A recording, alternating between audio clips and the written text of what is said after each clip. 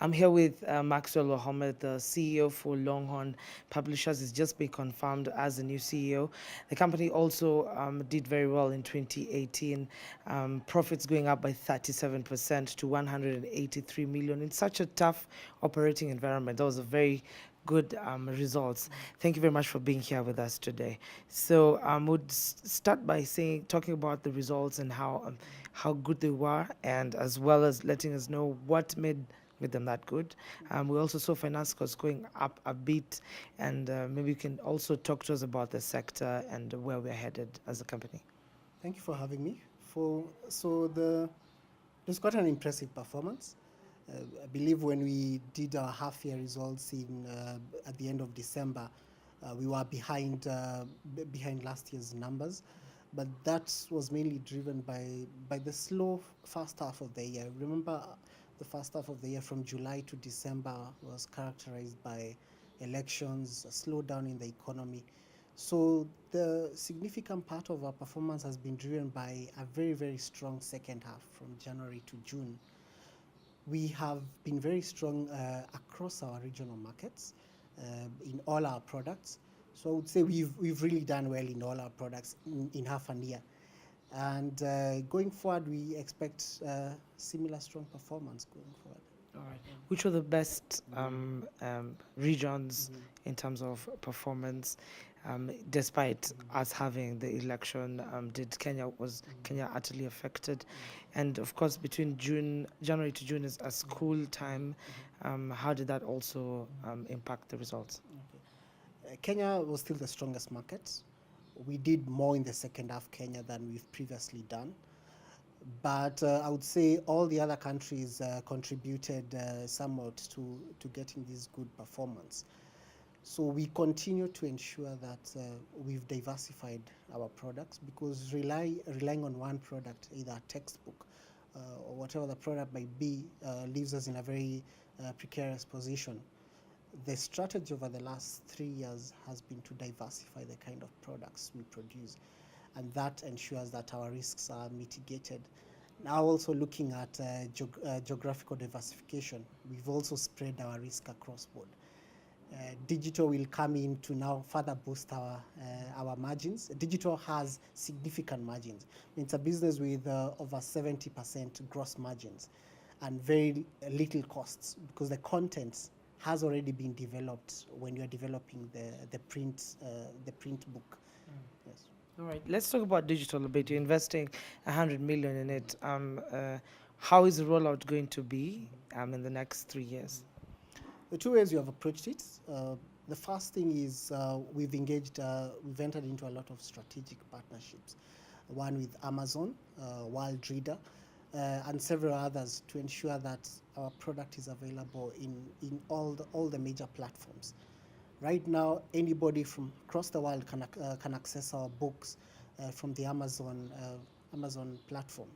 In addition to that, the second thing we've done is develop our own internal platforms. So you can access from your Android or your iOS device the Longhorn e-reader platform and the Longhorn e-learning platform. So that gives you a whole lot of content that was previously in hard copy.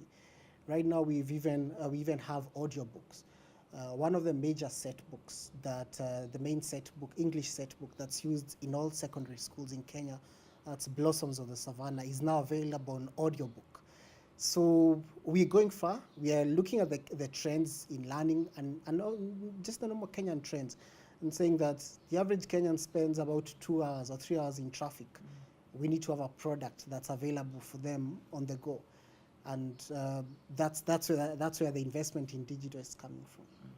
The sector has been complaining a lot about the taxation. There's the 16% VAT tax on books. How has that conversation gone? Are we still looking for that, and how's that affected your business so far? Kenya is one of the very, very few countries in Africa that taxes education. So it's a tax on knowledge, which isn't right when you think about it. But we are working with government. We've been lobbying to try get this tax out.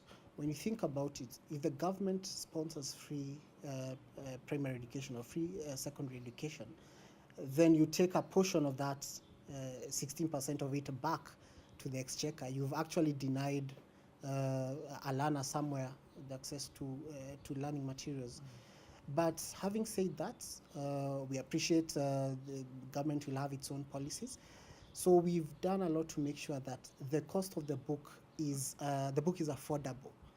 We've done that by making sure that we've managed the extents of the books, and the way the content is delivered.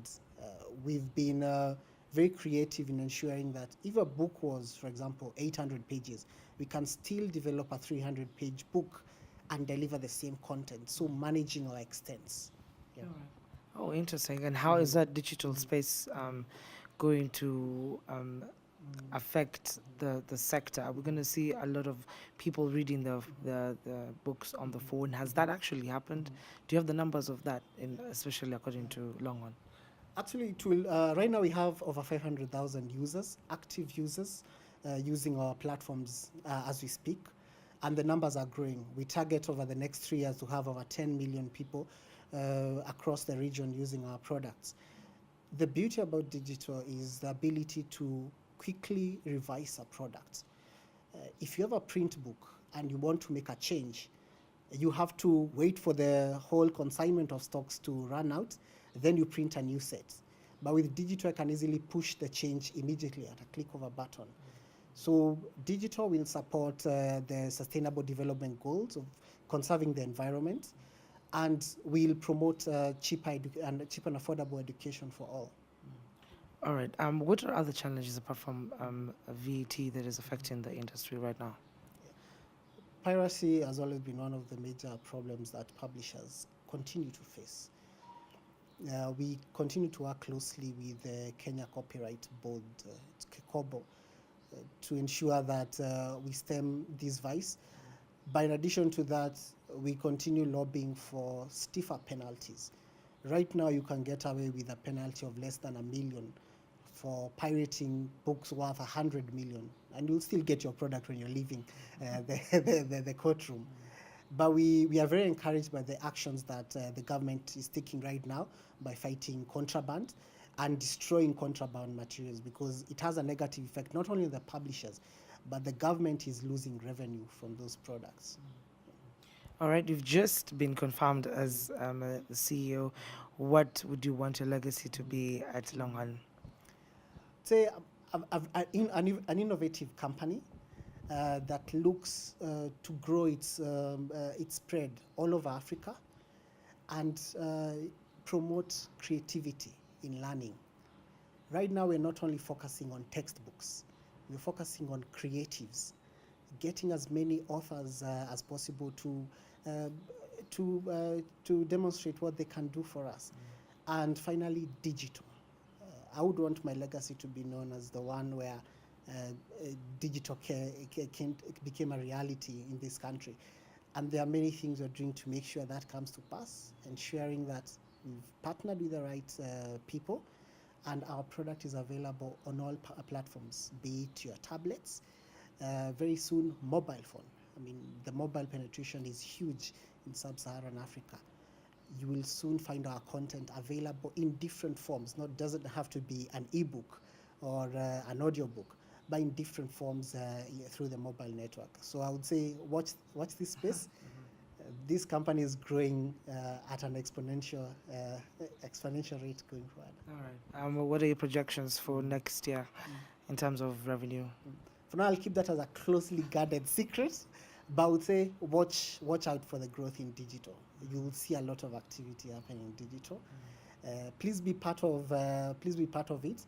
And for creatives out there, any authors out there, your home is at Longhorn. We will not charge you to publish your content, but we'll make your story get heard. People have heard of the West African story. It's time for the East African story to be heard, the Kenyan story to be specific. Let's promote our own authors. All right. Yes. Thank you so much. Any other places you're planning to get in, the regions you're planning to get in this year? We want to grow further, entrench, further penetrate the Southern African markets, specifically Zambia and Namibia, and Francophone. We're still scouting the Francophone market. It's a very different market from the Anglophone market. But education is standard. Education is the same, and language is never a barrier to transfer knowledge. And we've done this in over 11 countries. We'll continue doing that for the rest of Africa. All right, you have timelines for that, for Zambia and... Zambian and one or two Francophone countries is within the next 2 years. But we're already in Zambia, so we're now growing our parental buying, or what you call the open markets in that country. Yes. All right, thank you so much. Thank you. Okay.